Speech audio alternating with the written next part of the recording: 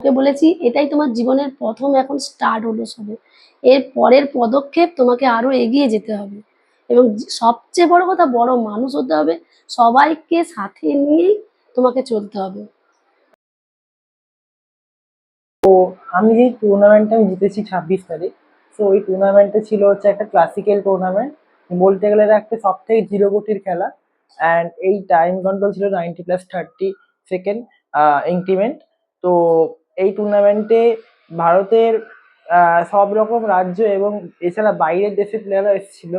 ভারতের রাজ্য বলতে ধরলাম আমাদের ওয়েস্ট বেঙ্গল, তারপর বিহার, আসাম, অরুণাচল প্রদেশ, মিজোরাম, আহ, তারপর হচ্ছে এইদিকে তামিলনাড়ু, কেরালা, কর্ণাটক, মুম্বাই, মহারাষ্ট্র, গুজরাট, রাজস্থান, পাঞ্জাব, এছাড়া আরো কয়েকটা রাজ্য থেকে প্লেয়ার এসেছিল। আর এছাড়া বিদেশ বলতে আমি বলতে চাইছি যে বাংলাদেশ, উগান্ডা, ইউএসএ, জিম্বাবুয়ে, এছাড়া আরো 20টি দেশ থেকে প্লেয়ার এসছে। আর আমি যেই টুর্নামেন্টে খেলছিলাম এটা ছিল 9 রাউন্ডের একটি সদ্য মানে একটা ক্লাসিক্যাল টুর্নামেন্ট। আর এখানে প্রায় 60 জনের মতো প্লেয়ার খেলেছিল। আর সেখানে আমি 9 রাউন্ডে 8.5 পয়েন্ট করে এই খেতাবটা জয় করি। আমি সর্বপ্রথম আমি খেলেছি আহ, আহ, বলতে গেলে আমি পাঁচ বা ছটা রাজ্যের সাথে খেলেছি। তো তামিলনাড়ুর প্লেয়ার রয়েছিল দুটো, একটা ছিল জয়শ্রী পিকে আর একজন ছিল ভেঙ্কটা কৃষ্ণন সি।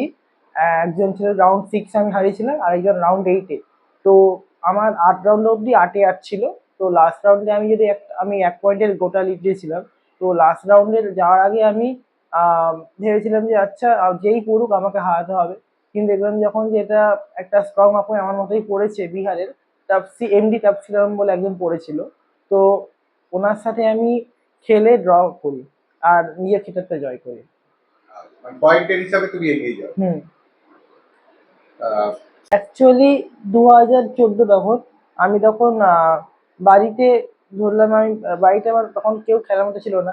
বাচ্চা যেরকম হচ্ছে ক্রিকেট খেলে বাইরে গিয়ে, তো আমি খেলতাম ওরকম নিজে নিজে। তো তারপরে মা বললো যে তুই এরকম ঘরে একা বসেছিস কেন, তো একটা খেলা রয়েছে তুই কি খেলবি? আমি বললাম কি খেলা? তখন মা তখন বললো যে এটা দাবা। তখন বললো আচ্ছা কি রকম খেলা? তখন বললো এটা একটা বুদ্ধির বুদ্ধির খেলা। তো এতে হচ্ছে 64টা ঘর থাকে আর টোটাল 16টা করে পিস থাকে দুজনেরই। তো আমি তখন জানতে পারলাম এই খেলাটার ব্যাপারে 2014 সালে। এবং আমার মামাও একটু একটু খেলায় জানতো। তো মামা আর মায়ের সাথেই প্রথম প্রথম প্র্যাকটিস করতাম আর মাই আমাকে বলেছিল। মাও খেলতে যাবে? হ্যাঁ। তো মাই আমাকে প্রথম জানিয়েছিল যে কোন পিস কত ঘর যেতে পারে। ধরলাম ঘোড়া হচ্ছে 2.5 ঘর যায়, তারপর নৌকো হচ্ছে সোয়াশুই যায়, এরকম বিষব হচ্ছে মানে হাতি হচ্ছে কোনাকুনি যায় এরকম করে। তো এরকম জানতে পারি। এবং 2015-তে প্রথম আমরা একটা টুর্নামেন্ট খেলি। মানে তখন মানে এমনি নর্মাল টুর্নামেন্ট খেলেছিলাম, স্টিমার ঘাটে হয়েছিল। তো ওখানে 6-3 পয়েন্ট হয়েছিল প্রথম টুর্নামেন্টে। আর ওখানে আহ, সান্ত্বনা পুরস্কার যেরকম ছোটবেলায় থাকতো, তো ওটা পেয়েছিলাম প্রথম টুর্নামেন্টে। থেকে উৎসাহিত হ্যাঁ, যে এই টুর্নামেন্ট মানে এখান থেকে উৎসাহ পাই যে আচ্ছা এই টুর্নামেন্ট মানে চেসটা খেলতে হবে ভালো একটা খেলা। কোন স্কুলে পড়াশোনা করেছো? আমি সর্বপ্রথম আমি বলি ক্লাস 1 থেকে 10 আমি হচ্ছে তমলুক হ্যামিলটন হাই স্কুলে পড়েছি এবং 11-12টা তমলুক হাই স্কুল অর্থাৎ টাউন স্কুলে পড়েছি। তো এখন আমি কলেজে পড়ছি, মহিষাদল রাজ কলেজ, বিদ্যাসাগর বিশ্ববিদ্যালয়ের আন্ডারে। কি নিয়ে পড়ছো? English honours. English honours English honours. Second year হবে। তাহলে যাওয়ার সময়টা পড়াশোনার সময় কিভাবে ভাগ করে নাও? তো আমি সর্বপ্রথম বলি যে আমি দাবা কোথায় শিখেছি। তো 2016 সালে আহ, প্রথম আমি দাবা শেখার জন্য ভর্তি হই আমাদের টমিক চেস একাডেমিতে। তো ওই সময় প্রথম প্রথম আমার অতটাও মানে চেসে ঠিক মানে ইমপ্রুভ হচ্ছিল না। তো 2017 সালে প্রথম আমার বাড়িতে আমার নিজের কোচ হিসেবে পার্সোনাল কোচ হিসেবে সৌরভ ভৌমিক স্যারকে আমি বাড়িতে ডাকা হয়। স্যার আমাদেরকে শেখানো শুরু করেন মানে প্রায় 1 বছরের মধ্যে নিজের সর্বপ্রথম জীবনে রেটিং পাই। এবং ওটাকে আমি ধরে রেখে রেটিংটাকে বাড়িয়ে যাই এবং লকডাউন টাইমের সময় যখন সবাই মানে ধরলাম পুরো বাড়িতে বদ্ধ অবস্থায় রয়েছে বা কোয়ারেন্টাইন অবস্থায় রয়েছে, সেই সময়টায় আমি আসল সময় বেছে নিই দাবাটাকে উন্নতি করার। দাবাতে উন্নতি করার জন্য ওই সময় আমি প্রতিদিন প্রায় 10 ঘন্টার কাছাকাছি মানে প্র্যাকটিস করতাম। তো এটা তো বিলো 1900 ছিল। এটা ওপেন টুর্নামেন্ট ছিল, মানে যে কোনো বয়সের বাচ্চারা খেলতে পারতো এবং মেয়েরাও খেলতে পারতো। তো সবাই খেলেছিল। তো এটা বিলো 1900 ছিল। এবার আমি চেষ্টা করবো জিএম লেভেলে টুর্নামেন্ট খেলার জন্য। সেটা যদি বিদেশেও হয় তাও চেষ্টা করবো যাওয়ার জন্য। মানে একটা মানে আন্তর্জাতিক ভাবে খেলার ইচ্ছে আছে। এটাও আন্তর্জাতিক ছিল, কিন্তু এটা হচ্ছে বাইরের দেশে গিয়ে আন্তর্জাতিক খেলাটা একটা অন্য সম্মানের ব্যাপার। তুমি কিসে করছো? ইংলিশ অনার্স সেকেন্ড ইয়ারে? সেকেন্ড ইয়ার হবে। তোর নাম কি? আমার নাম শঙ্করিত মাইতি।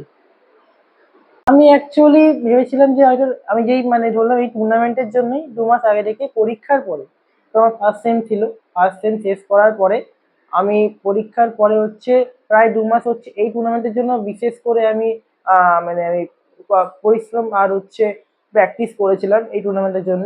তো আমি ভেবেছি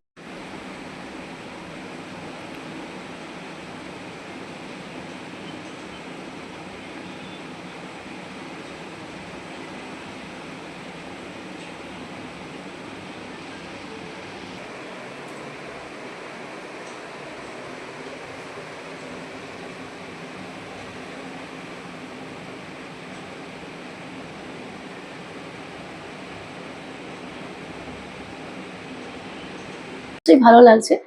তবে এরপরে আমি এতে সন্তুষ্ট নয়। কেন, ওকে বলেছি এটাই তোমার জীবনের প্রথম এখন স্টার্ট হলো সবে।